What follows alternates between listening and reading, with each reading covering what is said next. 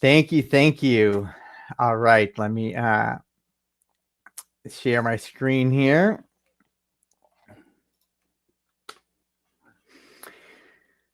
Wow, wow, wow. We are at the end of 48 hours of a global conference in the middle of dual crises, in the middle of COVID.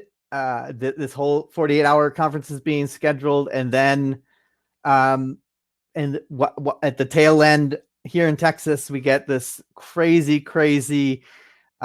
freak snowstorm knocking out all of our utilities. Just nuts. This is such an ambitious and amazing conference in the first place, and then that you guys continued it through COVID and then through another crisis. So then when that crisis is averted, you go back to the regularly scheduled crisis.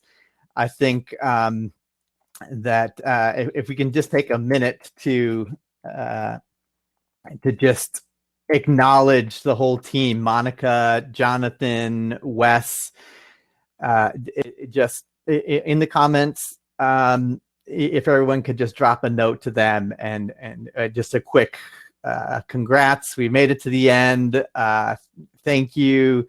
Like, they deserve so much feedback and so much acknowledgement for having pulled this off. I just it boggles the mind. I'll let that go for a second.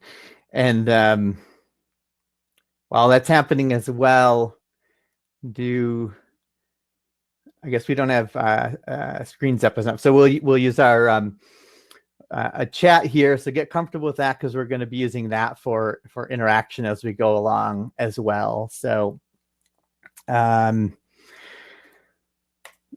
right. Well, how many of you, by show of let's see, we can do it by indication in the exclamation marks. Let's use that as a way of showing hands up in the chat.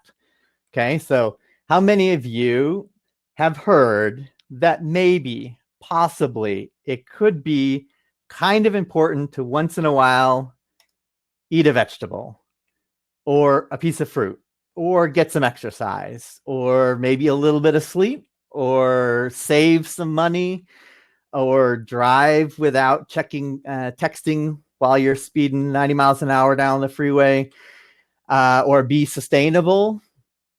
How many of you have heard all those things? But how many of you actually do those things as much as you yourself would like to do them and feel is important to do them? It's weird, right? Like, we know these things are critically important for survival of ourselves and the species and for our own happiness and success.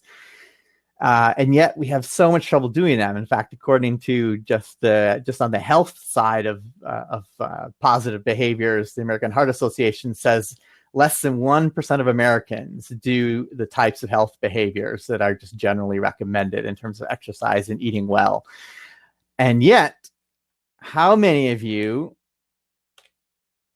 are obsessively checking social media or playing video games or other kinds of games or watching sports or binge watching TV or Netflix or other streaming services? Things that have less survival value, minimal survival value relative to these other things. And yet, for some reason, we just have this like incredible drive to do them. That we stay up late to do it. We have a problem in society with people sacrificing relationships to do these kind of behaviors. We know that things like binge watching the news can make us feel miserable and stressed out and focus on the negatives that's going on instead of the positive.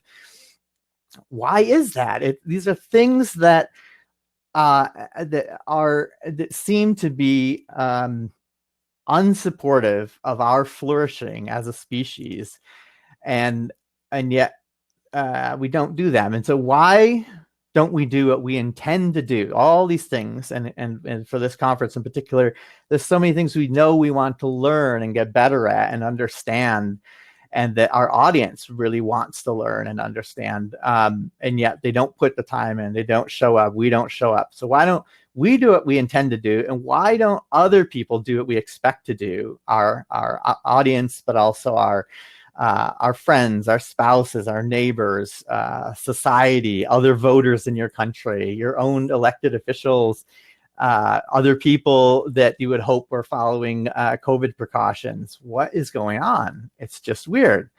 So we all have a lot of ideas. Everyone's got strong opinions about why this is. So let's smash some myths first and check whether you have some of these in your head that you can smash.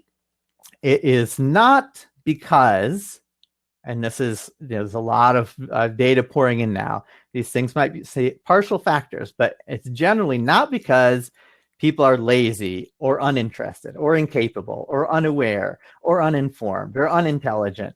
It's not about motivation. It's not about education even. Many times people are motivated and educated about an issue and still don't take anywhere near the type of behavior, the amount of behavior that they would like to do. It's not even about incentives, which is the go-to for a lot of governments and the corporations and nonprofits. It's like, we just need to incentivize. In fact, it's the basis of our legal and penal systems, the basis of a lot of HR systems inside organizations to get people to participate in learning programs and other kinds of programs. Those things can help, but it's still not nearly enough. So, what is going on? We have not, and then generally don't understand some critical things about ourselves. Our intuition about what drives human behavior is wrong. It's seriously wrong in many ways. And luckily we have conferences like this one to start to get things straightened out. And that leads to countless costly, clever, committed efforts to help people that fail miserably. Something like 70%, and many would argue much higher percentage of programs, of projects, of products, services, of all kinds of things are failing to deliver on what that was set out to accomplish, because they were built on folk wisdom, on faulty premises about what motivates people, about why people do what they do. And this is everywhere across society at all levels. And that leads to just all this time, money, and passion and heart and drive in people being wasted. But after all that doom and gloom, luckily there's a bright spot. So we can all take a deep breath. Take a breath with me. Bright spot. We can. There's something to look forward to here if I can deliver on what the rest of our time together yields. So there's a new field called behavioral design. And it's actually like many emerging fields, uncertain what it should be called. It goes by different names and has bits and pieces from different fields. Gamification is related to it. Behavioral economics is related to it. Behavioral, in a way, it's behavioral science applied, but in a very practical way. And this is very emerging in the last 10 years or so. 10, 20 years. And it began partially with a renaissance in the behavioral sciences, with a lot of new ways of beginning to better understand why humans do what they do. Things like neuroscience, in particular, behavioral science, behavioral economics, social science, cognitive science, evolutionary psych, social work, positive psychology. One can draw from all these different fields. Real-time brain imaging and big data allow for better insights and artificial intelligence analysis of those things. Machine learning, the Internet of Things, and advanced sensors, vast data collection, and wearables are allowing us to track much larger quantities of human activity, and to vary things meticulously and see what happens when you adjust minor things and see what impact that has on people's behavior. And those things have helped us understand a lot more about why humans do what they do, sort of the mechanisms underlying. And don't get me wrong, there's a tremendous amount of mystery. It's an incredible challenge still. But we're cracking why. But there's a whole other element that the sciences alone are still challenged with, which is understanding how do you apply that in the real world. So that's still a scientific process, but in practice, it's been media and game designers, media designers, UX designers, things like that have been playing with the specific pixels on a screen, words on a page, types of specific designs, ways of strategies for actually making an experience that influences behavior. And so there's these 1,000-year-long traditions of game design and writing plays and oratory and movies and all kinds of things like that, which has a lot of fault in it as well. A lot of great success, but there are a lot of pieces that haven't worked because the science hasn't merged with that. But those two coming together are allowing us now to build things that have tremendous leaps forward in effectiveness. So we're talking about things like experience design, product design, service design, event design, visual design, education design, social design, industrial design, video games in general, and social media. Social video games have done a lot at filmmaking, and streaming services that can measure moment by moment what kinds of content is keeping people from stopping watching something. Viral design, immersive theater is such a cool exploding area right now. Marketing, advertising, and sales, obviously, especially online. Propaganda and persuasion, and music, sound design, all these areas. So you've got all these areas of science merged with these areas of art, and then in the end, you really have to still be able to apply these things practically in the real world, in real time, under the constraints of real projects, and which is, I think, where all of us live. It's like none of this really matters if we're not if we can't actually build something that affects the world in the end. I'm going to pause there for a second and see if I can find the chat and see whether we have any emerging urgent questions at the moment. So I'm going to be, let's see, I guess I'm in, I'll use the Q&A section because I like the way that's voting. You guys can drop questions in there, and then people can vote those up and down if there's anything. Okay, pausing for a minute. Any questions yet? Seems like everybody's following along all right so far. Okay, great then. I'm gonna get this set up. All right.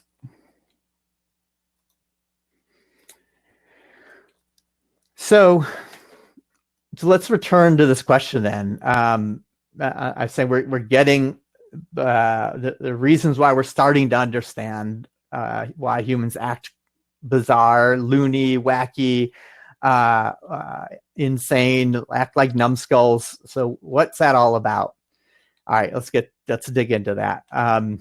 Honestly, even after 4.5 billion years of evolution, this is like continuous optimization over billions and billions of, especially when you're talking about the bacterial phases at the beginning of trial and error, of evolution, optimizing for survival and evolving environments we live in. We are still way more caveman than we'd like to admit. We are not nearly as advanced as we'd like to think we are. We are optimized for these ancient 4Fs. These would be fighting, foraging, fleeing, and fooling around. Let's call it that. Fooling around. But that kind of optimization is very poor for dealing with the modern 4Fs. Fast food, Facebook, fake news, Netflix, all of those things are these new hyper crave-inducing kinds of experiences that in the past we needed to crave something like that, and now we have too much of it. All the things that kill us today are actually abundances of we have too many calories, too many resources, too much information, too much comfort, too little reason to get up and move around. And those are we're not really prepared. We haven't had to, over evolutionary timescales, control for those problems. So we have a couple of questions here, or a question that's been voted up here. Who's the hero here? I will address that a bit as we get to the overview of the hero model. Why don't I come back to that? Okay. All right. So we love to think we're amazing, but our focus, our perception, our evaluation, our memory, our logic, our decision making, our ability to predict the future, our willpower, all these things, the data is showing, really suck. They're terrible compared to what we believe we are capable of as humans.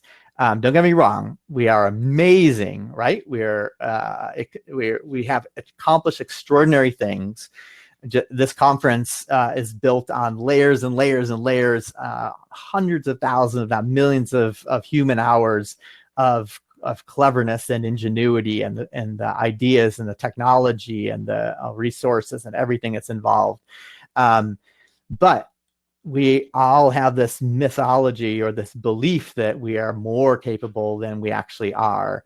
And we design, we expect that of ourselves, and we especially design things assuming people will pay attention, will remember things, will have better logic, better decision, better ability to predict the results of different choices than they really do.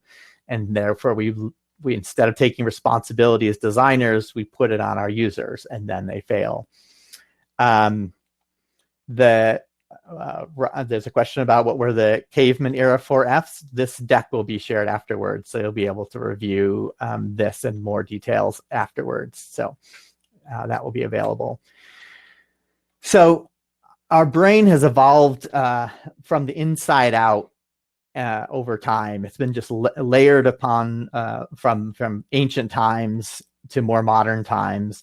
There's no clear break here, as this image and others might suggest, but there's essentially an ancient system that has and a more modern system, or set of systems to be more precise. And the ancient system is not where the non-conscious behavior happens. It's emotional, it's autonomous, it's fast, it's very immediate gratification focused, it's very now focused. This is where really entrenched habits and instinct exist. And then in more recent times, in mammals and higher animals and humans especially, we've developed a very complex set of or expanded regions of the brain that are able to really do much more logical thinking. It's much younger, it's conscious, it's able to imagine the future and look at long time spans and weigh things out, and do a slow, methodical sort of planning. And it's very, very expensive to run. So actually our brain tries not to use it, or tries to minimize its use and optimize for the inside, the more ancient systems where possible. And these are sometimes called System 1 and System 2, although there are other names as well. System one is the one that really drives most behavior, and we need to design for that. This is if you think about it as the part that's habitual, where habits are, and instinct, and also emotions. But the weird thing is that we are blind to that situation because our consciousness sits in this more modern part of the brain, and the part that can think about the future and the past and like worries about things and processes things. But that's the part that's like, today I'm going to wake up and go exercising and eat better and call my mom and do all these things, and then doesn't do it because actually it's the non-conscious part that has mostly made most of the decisions.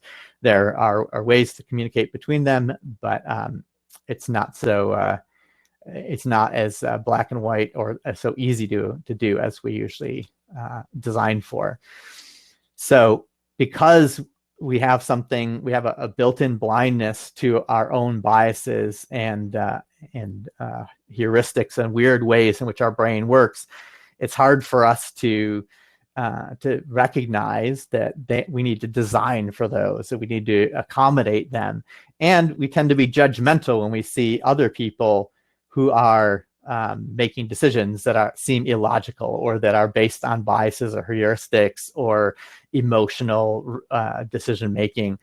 Instead of and we have something called the fundamental attribution error that makes us assume that the person who is behaving in that way is somehow themselves fundamentally flawed, that it's an issue with their character, that's something we can judge them on, that's a moral failing, rather than realizing that it's actually situational. And if we were in that same situation, odds are we would behave very similarly. And in fact, many different situations can be constructed experimentally, where you can get people to act irrationally and in ways they'd be surprised at, and showing that we're not as aware of how we function as we would like to think.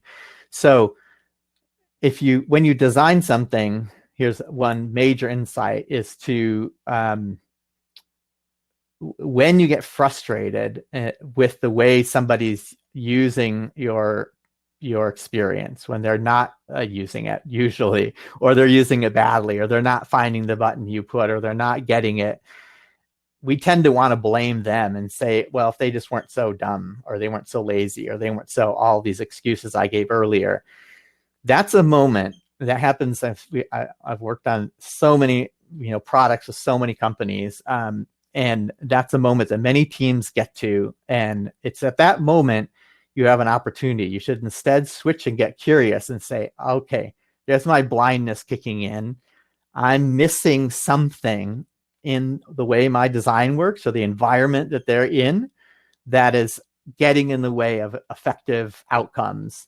And I need to instead of having my blaming lens on, I need to get curious and start asking questions and get empathetic and figure out, what is it I'm not seeing here that is actually at play? Okay, I'll pause for a second. Are there any questions at this point that you want to drop in the chat or sorry, in the Q&A?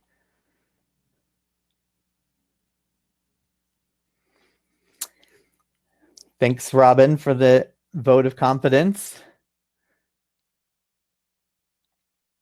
Yeah, and you'll notice my brother, Daniel Kreiglstein, who is a behavioral scientist and also behavioral designer, is in the thread helping clarify some of the facts here and terminology. Awesome. Cool. Love the conversation happening here. Yes, cave woman. I often make that. Robin, thanks for pointing that out. I sometimes make a point of exploring the various versions. Cave person, and probably anything with cave is itself already a misnomer. So, all right, moving forward then.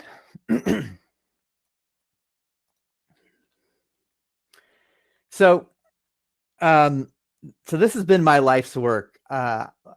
Daniel and I grew up in an environment that we have a doctor of social work mother, a doctor of philosophy father, and who is also in theater and filmmaking and authoring. And so we spent a lot of time, and we had a lot of technology around the house, and traveled a lot to different conferences, academic and creative, and spent a lot of time trying to solve world problems, actively doing things, as well as discussing what the root causes are and what could be done about it and what could be done at a fundamental level.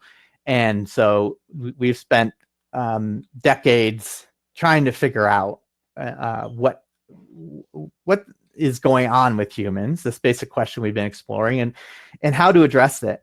And it became clear to me early in life that it was going to be about understanding the brain, and obviously for Daniel as well, understanding how human behavior works, but then also how do you design experiences and a variety of media that could be distributed on a mass scale to empower lots and lots of people to do better in their lives, to do the things that they're trying to do better at.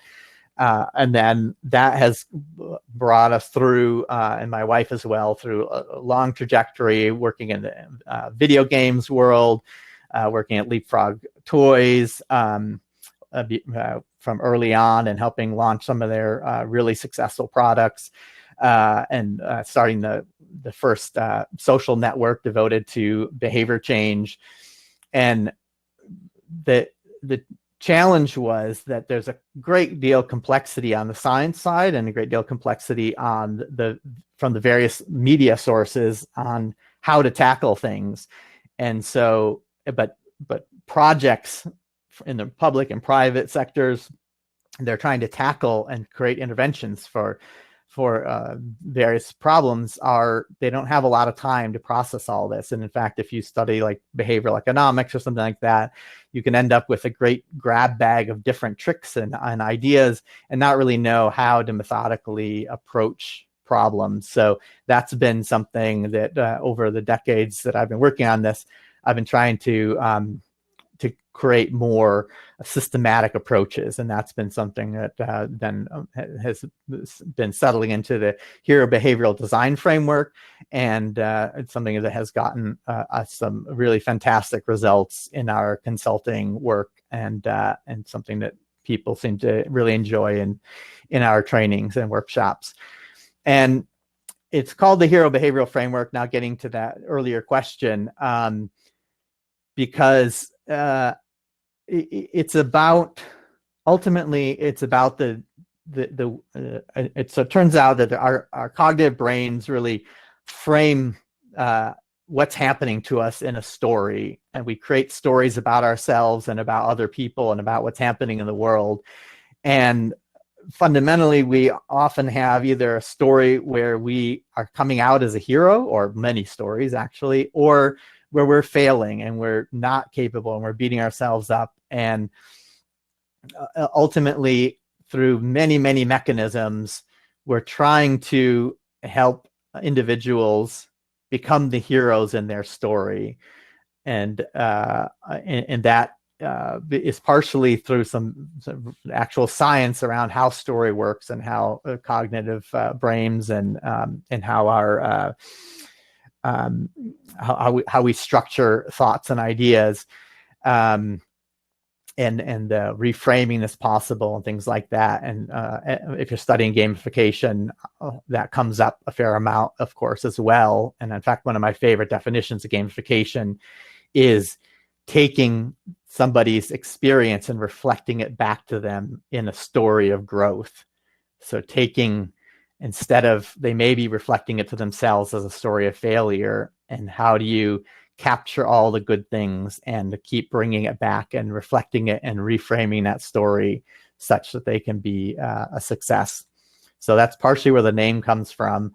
Of course, there are many, many layers coming from all these areas we've talked about, and far, far more than we can cover in this talk, but we'll be covering some of the key insights along the way. And it has three fundamental sections to it, or submodels. The state model, which is about getting clarity. It's about the discovery and understanding the forces at play in the first place. Then a state change model. So it's about getting action, but also about changing ideas, about changing beliefs, or changing the story, and other kinds of things. And then the state change progression model, or looking at the whole journey, a whole series of actions that get you from where someone started to where they end. Those are the three pieces, and we'll be touching a little bit on each one of those as we go here. So we'll pause there for a second. Any questions, thoughts? Checking the chat.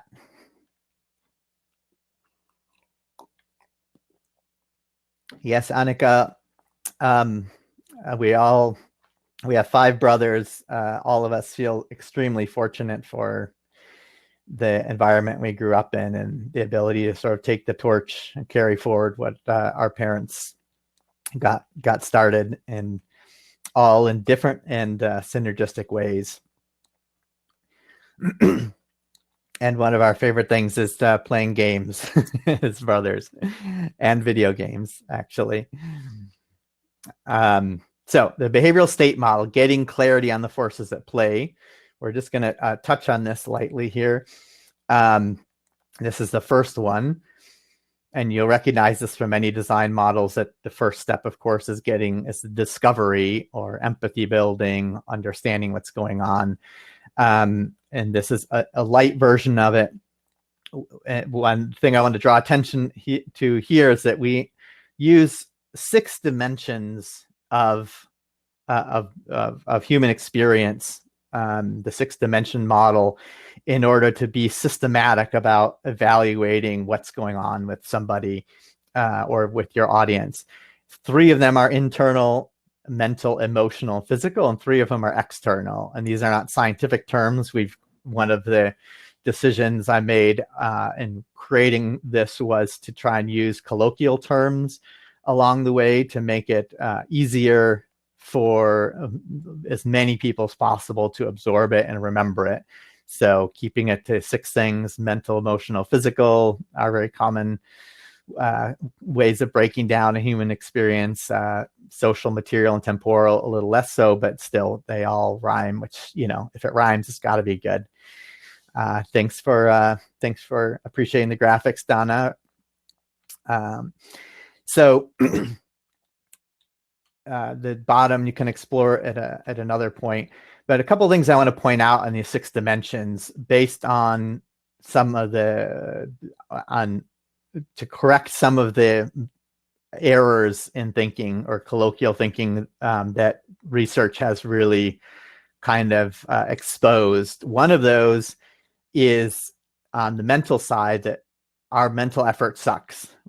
Number one, that it's all of our ability to remember to do something, remember what to do, to make decisions, forecasting the future, all of these cognitive things are worse than we expected, and we dislike doing them.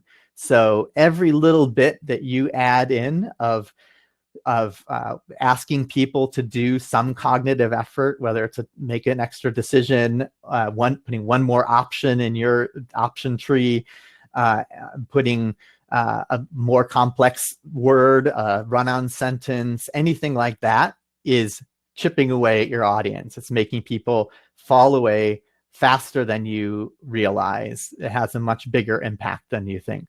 Ounce for ounce, your frontal cortex uses more calories than any other part of your body. It's very expensive for your body to run. The next one is that social factors rule. Humans were able to do away with sharp teeth, amazing eyes, and hearing, and our ability to swing from the trees, and great powerful muscles and hair, like all these physical advantages that our ancestors had, we're able to do away with, because being social, having language, and being able to coordinate in tribes was so much more powerful than all of that by far. It allowed us to conquer the planet to the point of it being a problem, obviously. So we are wired to want to be social. We crave social connection. We look to other people to see what we should believe and what we should do in a variety of different ways. Social is super powerful. If you're asking someone to do something that is going to make them potentially lose some social points, they will defy their own logic and their own beliefs in order to do that. And then another one is temporal. As I mentioned, the more ancient brain is very now focused. Behaviorism, association-based learning is really has like half a second or a second, a very short time window in which it's looking for cause and effect. And so it's a very cognitive sort of hypothetical thing when we think about the future and the past, unless certain more complex mechanisms are at play. And so we often generally have societies set up to have future rewards for lots of things, but those are all the areas society is having huge problems with, because the things we eat are delicious now and are going to kill us later. Smoking is, for some people amazing now and kills you later. Climate change, obviously, far future effects. Lots of things, even saving money, all these different categories, when the effects, positive or negative, are out in the future, then the value, the impact they have on your behavior just drops dramatically unless you account for that, which is more complex to talk about. So you have to design for immediate impact, and that's really where gamification shines far above and beyond many other kinds of design, in that we have within games a lot of clever mechanisms which don't even have to look game-like, for dripping along continuous dopamine drips and positive encouragement to stay the path. And ultimately, the big insight is that all conscious behavior is driven by emotions. Now, this seems like a very dramatic and difficult statement to absorb, and you can potentially nitpick on it, but as far as we're concerned, as far as designing, you might as well design assuming this is true, because the evidence keeps mounting that effectively, when the ancient brain recognizes something is a problem or an opportunity, it starts to mobilize to react to it, fight or flight, or activates goal pursuit behaviors, and those are basically emotions arising in your system. And then your conscious brain starts to feel either this hope or this fear or this anxiety or this craving or hunger or any number of emotions, and then starts to think about, all right, I need to solve that. I need to do that thing. And then it goes to work on it. And it's not done working until those emotions are resolved. So there is no such thing really as designing something for just practical use. There's always an emotional reason, and there's always an emotional that it's never resolved. You've never actually completed what you're doing until you've resolved the emotions that were involved, whether that's a dopamine drop, a reward, a celebration at the end, or a relaxation of fear or anxiety. So that's a big one. And we know, so basically all decisions are emotional. It's always about various neurotransmitters, and obviously many more than are here, and it's much more complex than this, but just to give you the idea. And one of the ways we know about this is there have been neuroscientists studying a few people who have the connection between their emotions and their conscious brain severed or damaged, and they basically don't feel emotions. And you think, oh, great, they're going to be super logical and know exactly what to do. And in fact, they're always going to make the right choice, but like Spock or Data or something like that. And in reality, they don't even know, they can't pick out socks in the morning. They can't decide when the next time to meet with the researcher should be. They just constantly go back and forth with pros and cons logically hashing it out, and they never get at least a gut feeling that's like, oh, that outcome's going to feel better than where I am now. They have to at least have, that's where this gut feelings come from. It's like this trying out of potential futures and trying to find the one that feels better. Nice. Mo found the Spock emoji, Spock hands emoji. So all business is show business. And of course, that brings us to gamification particularly well. And I'll say it doesn't have to look like a game or like show business or be all pizzazzy. I've worked on very, very staid business projects, with projects with, I worked, for example, with Badgeville for a while, doing a bunch of different, Badgeville was one of the gamification platforms that was exploded huge and then crashed and burned quickly. But even on very business to business oriented projects that you couldn't see any game, like it didn't seem like a game at all, there is still, if someone's engaged in something, they're still feeling these dopamine impacts, this social, the serotonin, this they're seeing cortisol go up or go down. They're seeing that like the basic functions are still there, and there are many subtle ways I'll call stealth gamification. So, let me pause there for a second and see whether there are any questions on that point.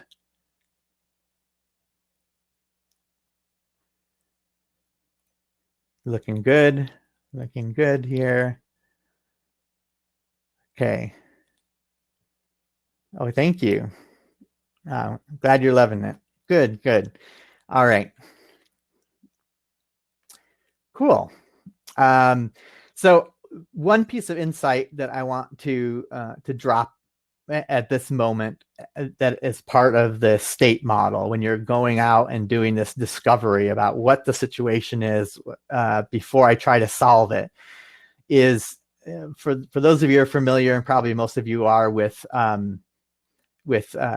design thinking. There's the first stage is often called empathizing or empathy building. And what I find interesting is not everybody, but very often when you look at the details, the description of what's meant by that, it's still a very cognitive effort that they're talking about. They're trying to capture all these facts down, and it might be talking about emotions. They might say the person felt this way or felt that way and writing them down. But empathy is an emotional experience. It is when you feel bad because somebody else feels bad.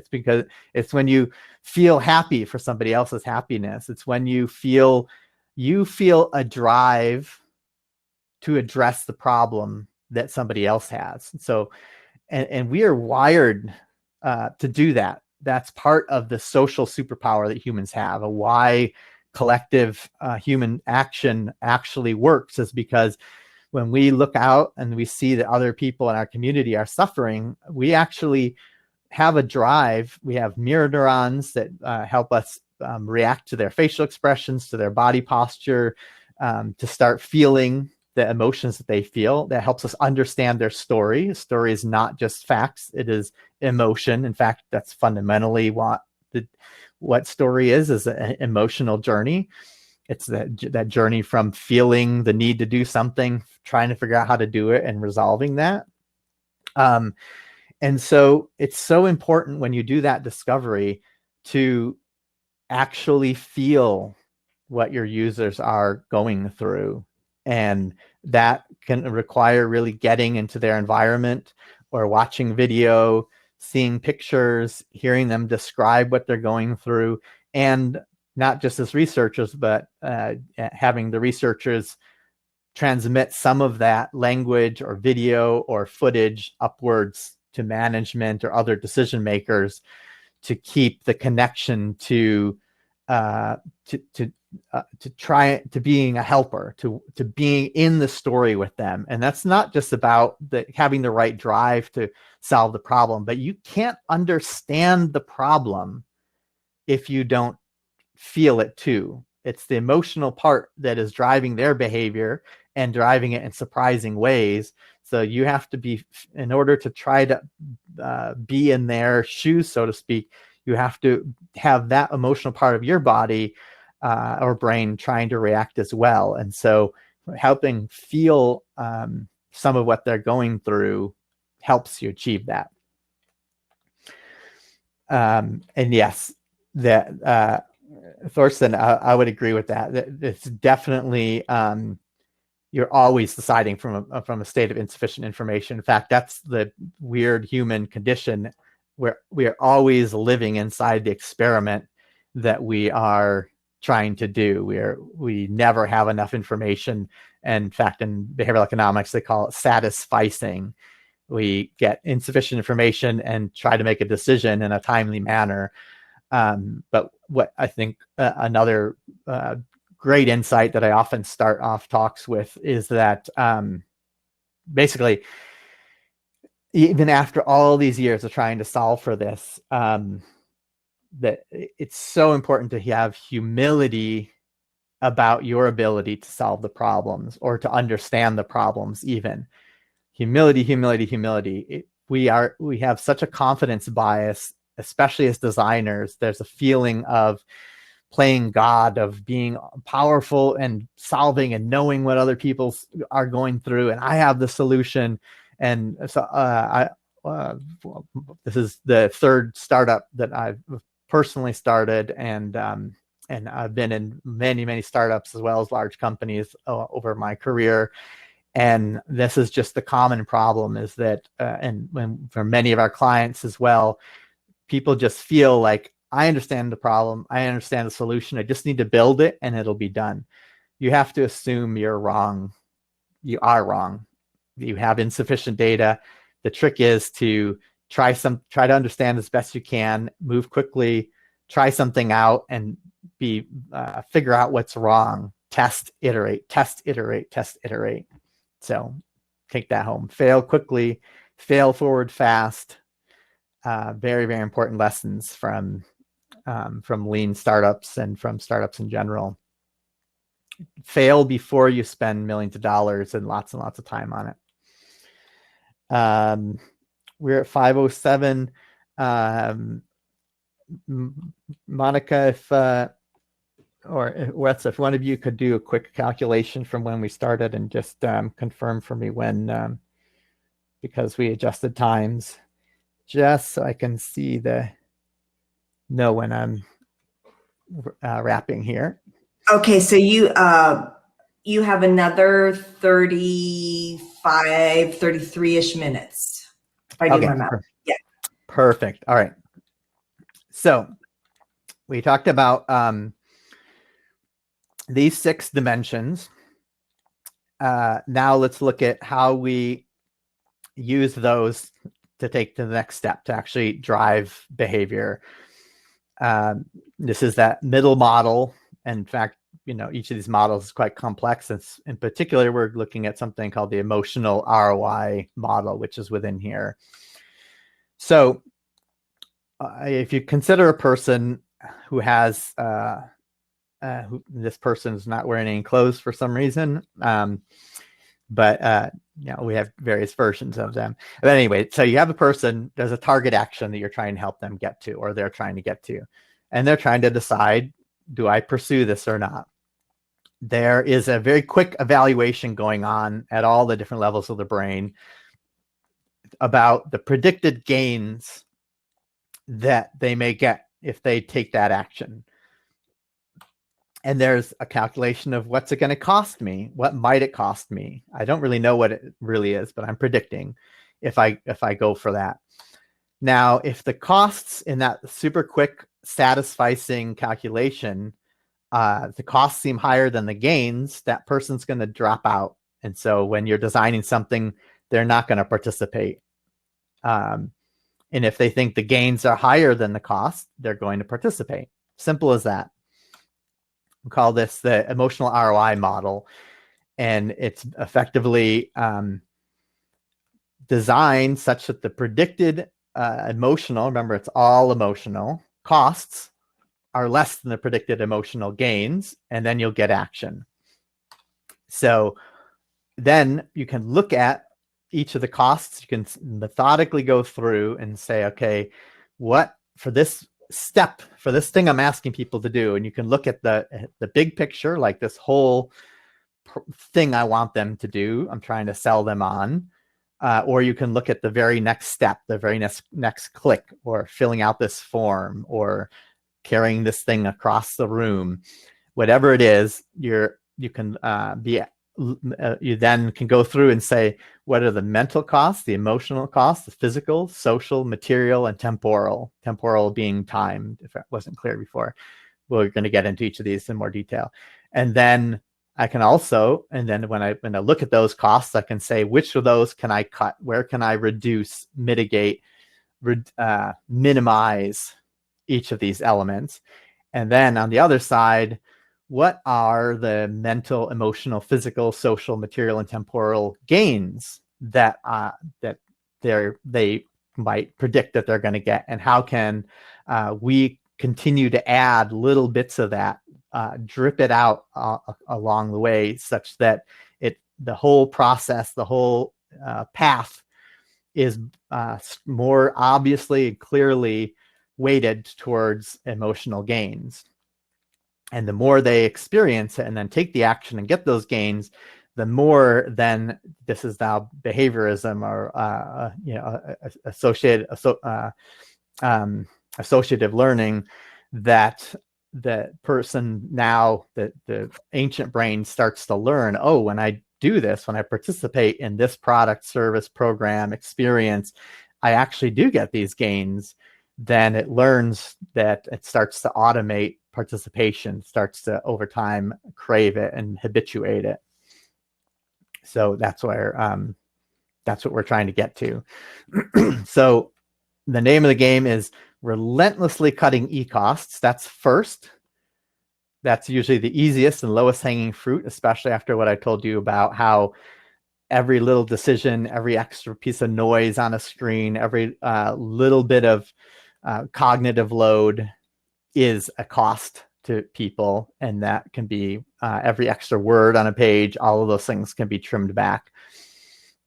And then build a continuous dopamine drip. And this is where gamification strategies and stealth gamification tricks and just media techniques in general come in. Delightful language, clever words, beautiful imagery, rewards, all kinds of things like that. So building up the gains, not in the future, but step by step, page by page, click by click, moment by moment, such that they want to keep participating. Simple and rewarding. If you don't remember anything else today, keep it simple by a factor of 100 more than you think, and keep it rewarding. So you have this model then, and what we're going to do going forward is we'll talk about each of these quickly and use about what it means for the mental, emotional in each category, and we'll use the chat box as an example and have you guys brainstorm some examples in a real world situation, so we can put on our thinking caps on this.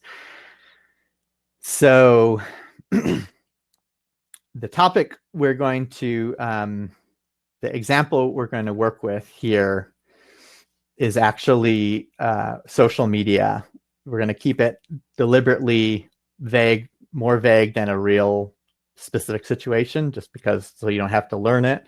It's more about you thinking through and having a fruitful environment to brainstorm within. And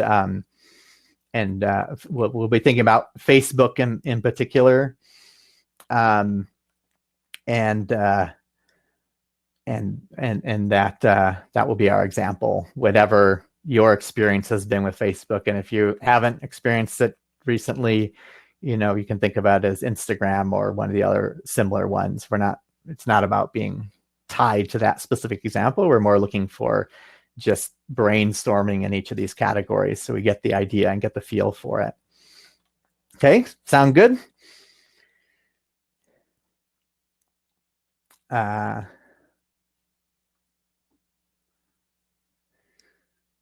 seeing some comments here. Yeah, I'll do, and some questions. So I'm going to address those quick here.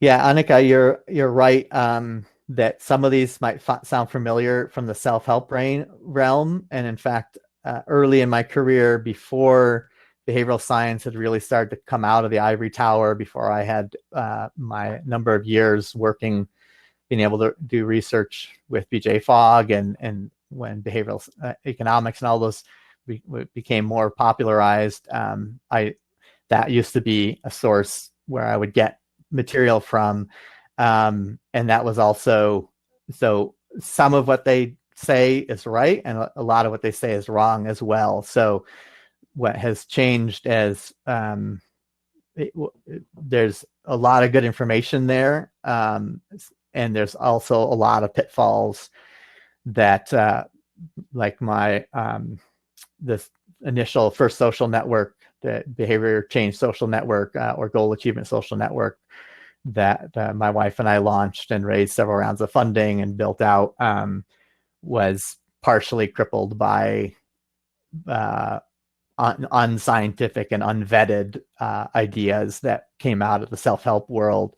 And so now that you're seeing much more of stuff being vetted in science, and even there, it's really challenging. You'll see, things get this study and this study prove an idea as not prove. They support an idea as having some effect, and then another study will challenge that maybe there's more subtlety to it. So it's the human brain is the most complex system that humans know. It's enormously complex, and even worse than that is it's the connection of human brains, because we're so social. So it's even that many times more complicated. So it's very challenging to study and get to the bottom of. But we're 1,000 times more advanced than we were without the meticulous research that science and neuroscience is able to do now. But there's a lot of fruitful stuff to pull from a variety of different fields. It's just the trick is vetting it ultimately. Okay, so looking at e-gains and e-costs. So this is what we call the left and right, e-gains and e-costs, E for emotional. And so to just drive this point home or clarify this point, you'll see that, of course, emotional is its own category here. It's its own dimension. But when I, for example, talk about social as being its own dimension, or let's talk about material. Material is a primary element, and material is money and other types of consumable resources. But what actually to the brain, money doesn't matter. It doesn't really care. Money didn't exist for most of human evolutionary timeframes. It's how the brain processes money in that situation relative to everything else that's going on. And ultimately what ends up changing in the neurotransmitters in the brain to feel better, to feel success or feel failure or feel setback or loss or gain. That's what the brain actually cares about. And so even though we might be looking at then material gains or losses, one billionaire can spend $1,000 and love it because it's they love to show off their value. Another billionaire got to be a billionaire because they're so incredibly frugal, and it pains them to spend a dime more than they need to, and so that $1,000 spending actually hurts them. So it really is about the emotions attached to the gain or loss that's involved. And that's why we talk about, in the end, it matters about the emotional attachment of your particular users or audience in that particular situation. And I'll explain why we have emotional still broken out as its own category in a minute. So let's look at examining these each dimension in more detail. Mental, again, is conscious cognitive effort. So these are things like thinking and cognition. We'll break down in a second, but some important scientific insights are that cognitive effort is far greater a deterrent to action than previously understood, and every extra little bit of thinking required reduces engagement. So it's one of the most fruitful areas for you to improve engagement in anything you're designing.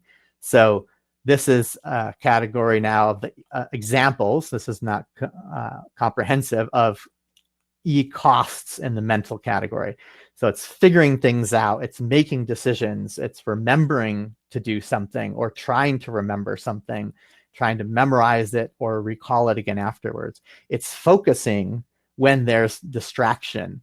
It's trying to like bring your attention back. This is why mindfulness is such a powerful practice, because focusing is very challenging in today's world with so many things designed to break our focus.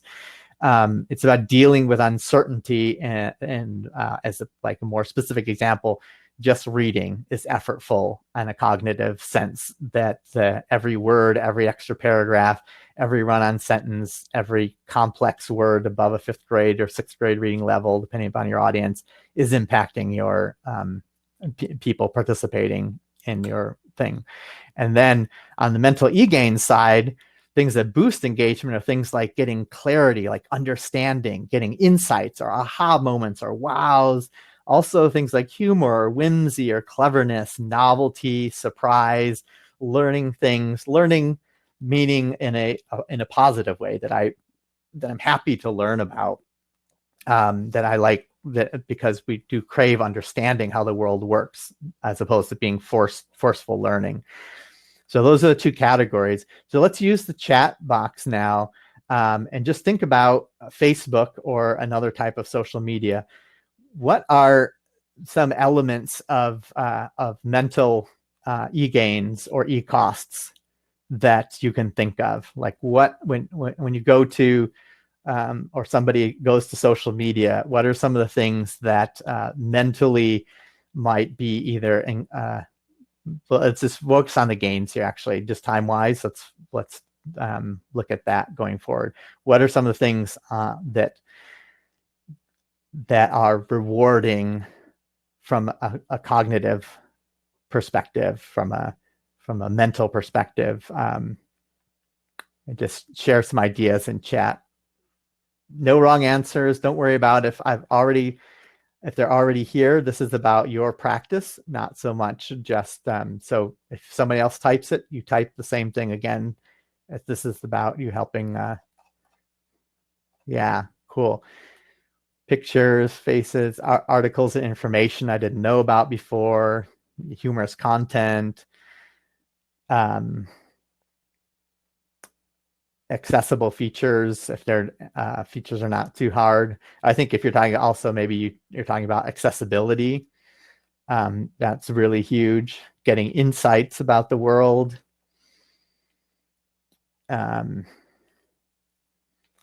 It's easy to refresh.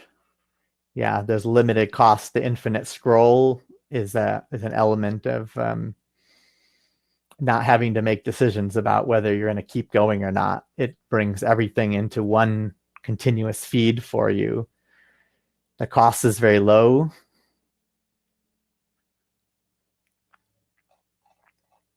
Cool. Notifications. Yeah. So you don't have to remember to go to Facebook. I think it was Facebook that initially invented or really popularized the notifications that now everybody copied. You don't have to think to look in different areas of Facebook or to go to a lot of products. They have a notification, they call out to you. So remembering is that problem, or that effort is removed.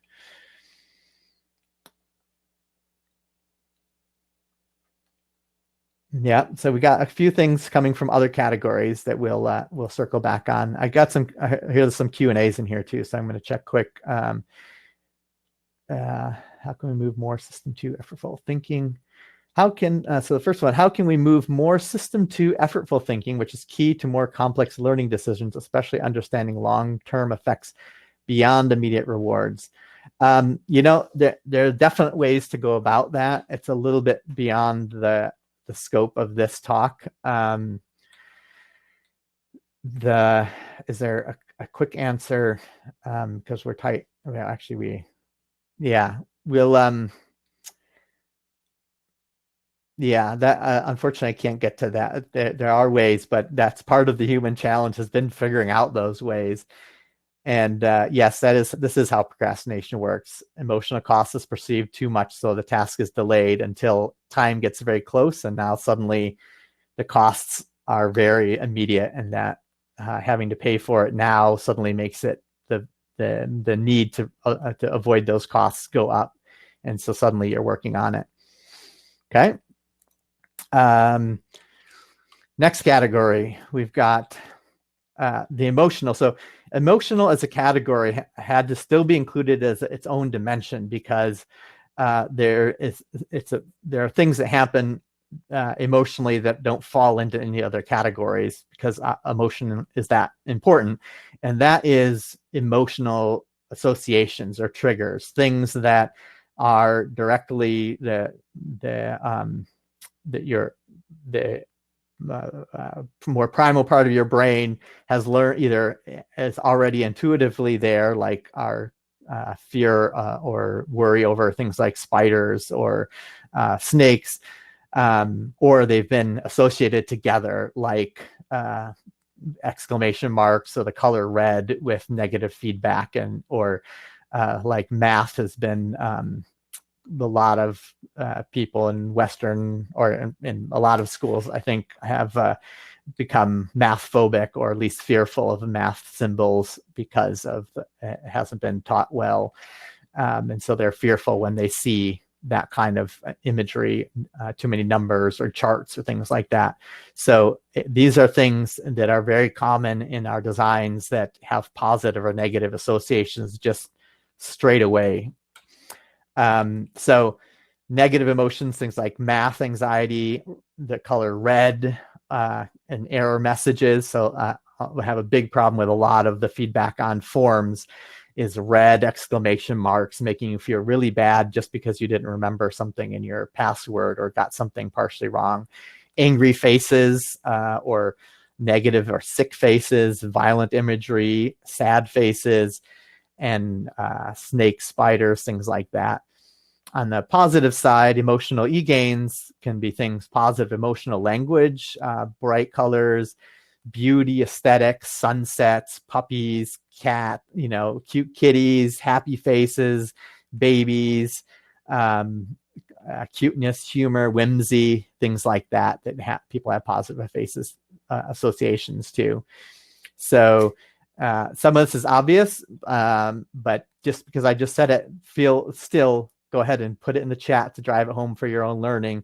What are some things that you run into on Facebook that on the positive or negative side just have immediate emotional associations, positive or negative? Yeah, I like that. Smileys themselves, the fact that we use emojis and to deliver emotional content. Monica, so true. Politics has ruined social media for a lot of people because it got so ugly. And it's not just cognitive. A lot of it's just direct associations now. In fact, I know a certain word, 5-letter word that used to be a positive thing, that is the name of a certain person we won't mention, that has become a negative word for lots of people. I have clients that I can't use that word with. Darker responses, ads. Yeah, ads are interesting. Yeah, Robin, that's a really interesting point about emojis. If you've seen some systems use non-standard emojis, and you see that the emotional association isn't the same. Like it shows that there is something more primitive that has been learned about that abstract symbol being tied to a physical feeling. And when they're too non-standard, it doesn't trigger the right result.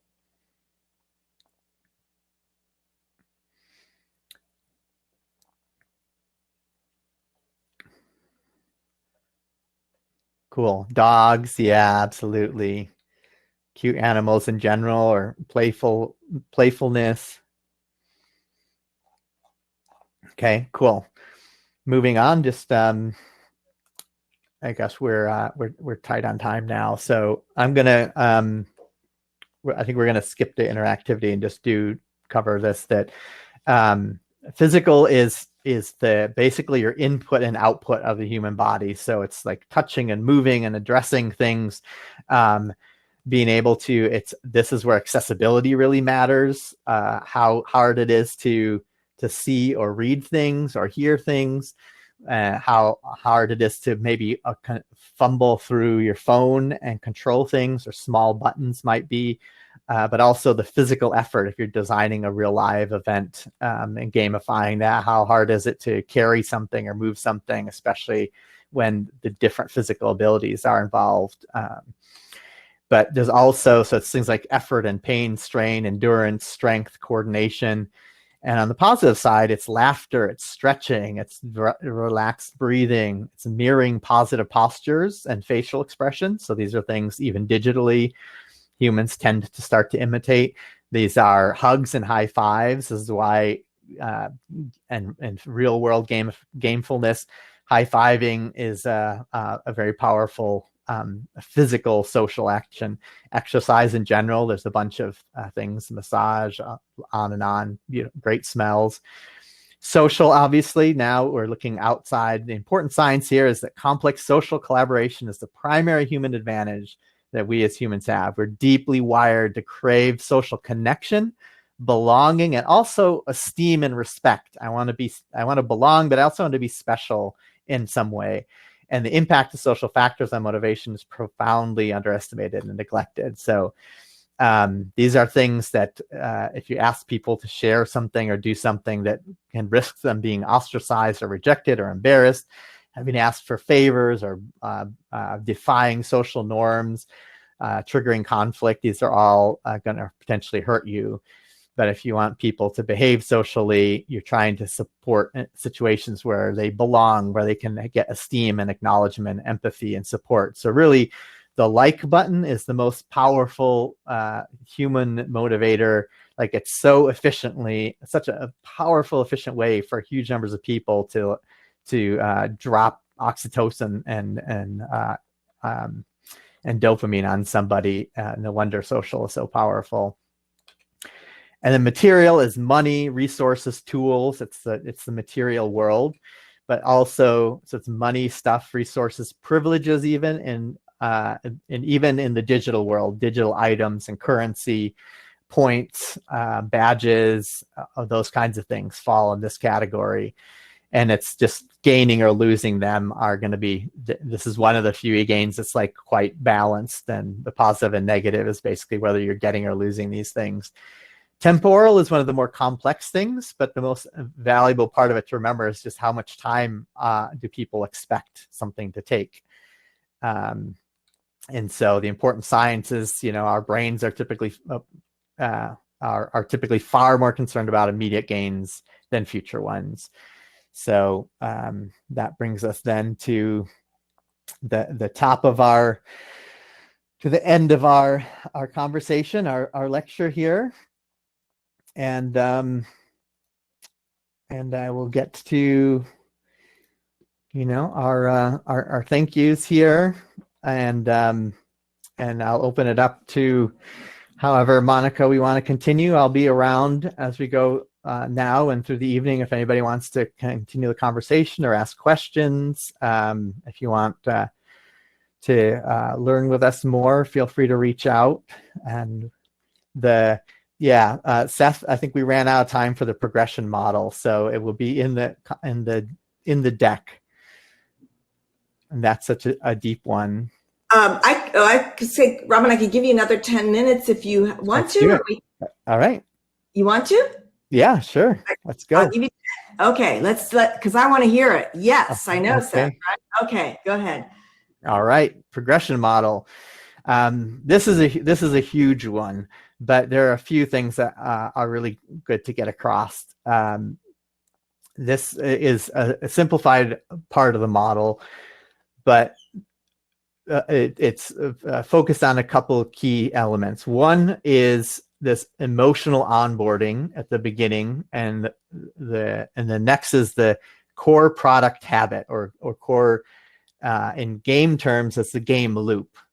So I think this is one of the most powerful things that gamification brought for those who could really like see how to carry it into many different product and design and service experience situations.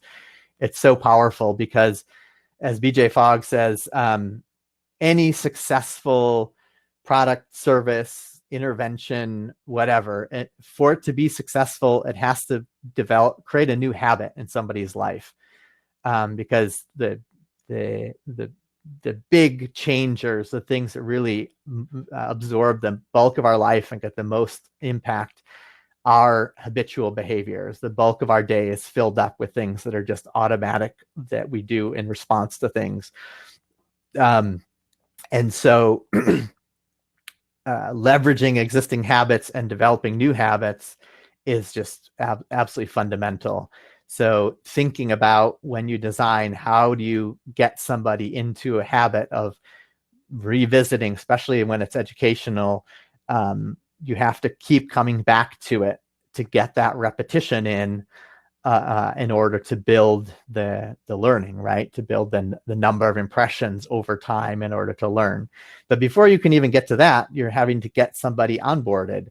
And what's critical is onboarding. Really, before you can practically onboard somebody, you have to emotionally onboard them.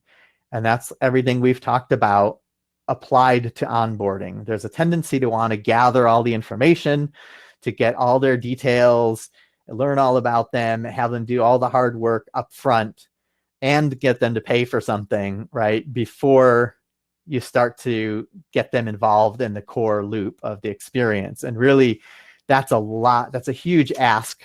And usually you're only promising something in the future. Like, if you do that, then some X number of months down the road, you're going to learn Spanish, or you're going to be able to, get the certification, or you're going to be able to do whatever it is. The key is really to push out as much hard stuff. Just because it needs to be gathered, or you need that information, doesn't mean you need it in the beginning.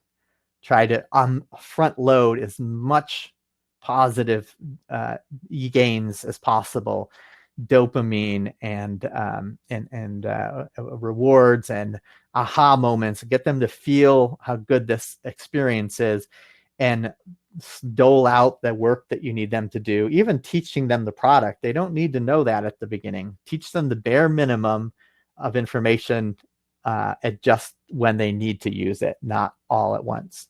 So that's emotional onboarding, which one could go on at length about, but that's one piece. And then the core product habit here. So understanding how habits work. This is really behaviorism. A core piece of behaviorism is just that we, when something good or bad happens, our brains look around to see what just happened right before. What impressions did I just get in my senses that got that result? Or what did I just do? So it's looking for this pattern of, like, in this situation, or this cue, if I take this action, I get this outcome, this positive outcome.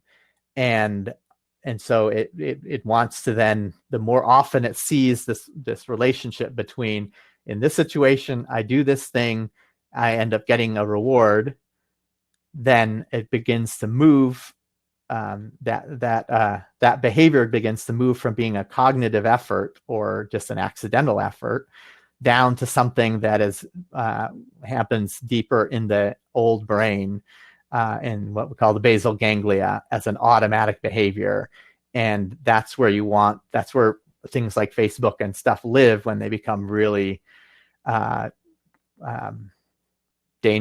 positive or dangerous, depending upon your experience with them.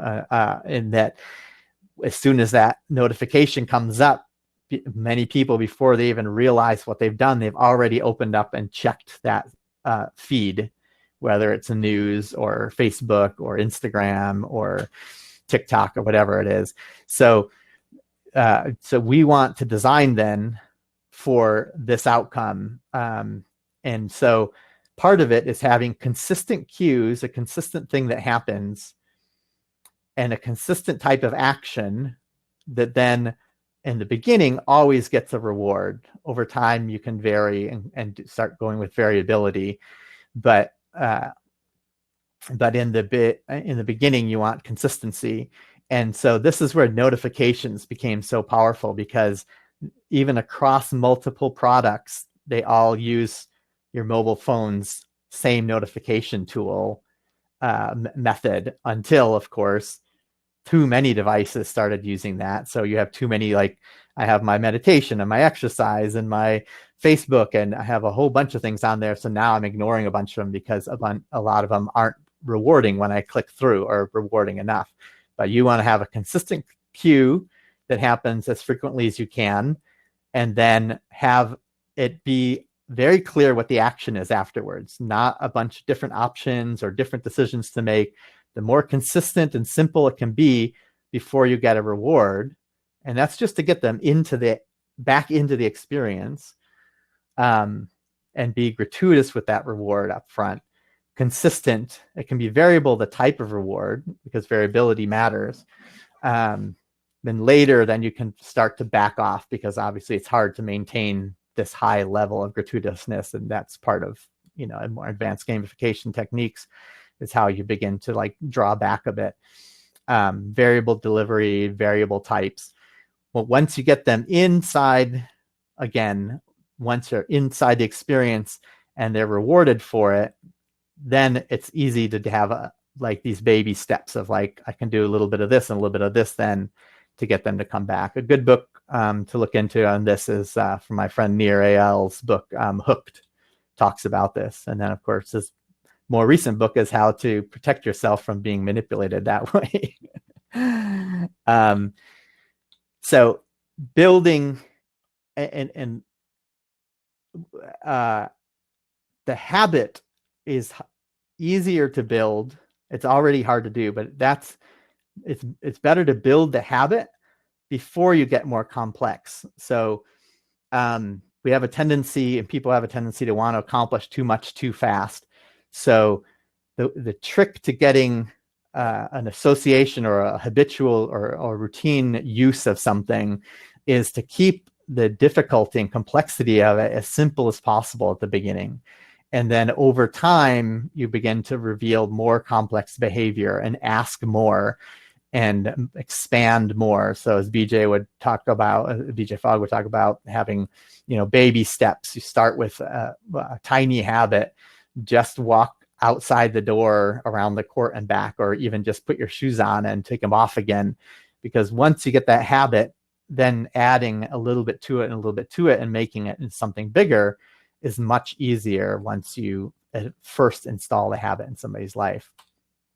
That's like a few tiny grains from the progression model. And there's actually another piece that I jumped over that I can share quickly, which is that it is the question of, so once you understand the action model or the change model, how do you use that to drive more behavior? Obviously, you can cut out e-costs and add e-gains, but let's look at a little bit more detail on that. This is what we expect people to normally do, and that they have some future reward, and we give them all this effort, and then someday in the future, you're going to be able to know how to do this thing or get this outcome. But delayed rewards are weak. They might be big in reality, but they look tiny to the brain. So key one is relentlessly reducing the e-costs. So cutting out as many as you can, but you can't always cut them. So sometimes you can remove them. Sometimes it's just about simplifying them or minimizing them so that, so the cost is still there, but you've made it a little bit less, or you delay it. Instead of having them pay it right at the beginning, you pushed it out. So like later on, you start to ask them to do some additional work instead of right at the beginning, because anything that you have had them do for a little while now becomes easier, and they've also started to experience more rewards along the way. And then also is just de-emphasizing it, because it's not the real costs and rewards, it's what they imagine or expect them to be. So a lot of times people don't know how long it's going to take to fill out this form. So if you just put in the word, this quick form or a 30-second questionnaire, if you give them some information, or don't bring it up at all so that it's not part of their calculation. Sometimes people just bring up things that sound like a lot of effort or that they didn't need to. I don't like being lying or not being honest about what's going on, but you can't tell. People don't know everything. So what you choose to emphasize or de-emphasize is what actually goes in the calculation. And then, of course, with every effort, you're trying to put a reward in. In fact, start with a reward just for showing up if you can, and just try to, as much as possible, drip something in there that's little cleverness, cuteness, whimsy, insight, all along the way. We have a whole process for going about that, even just when we're writing copy. So there, that's probably 12 minutes of the 10. Hope that was, you guys got something out of that, and we'll be sharing this deck so you can review it, and happy to you have the recording, of course, and happy to follow up with those who are interested afterwards.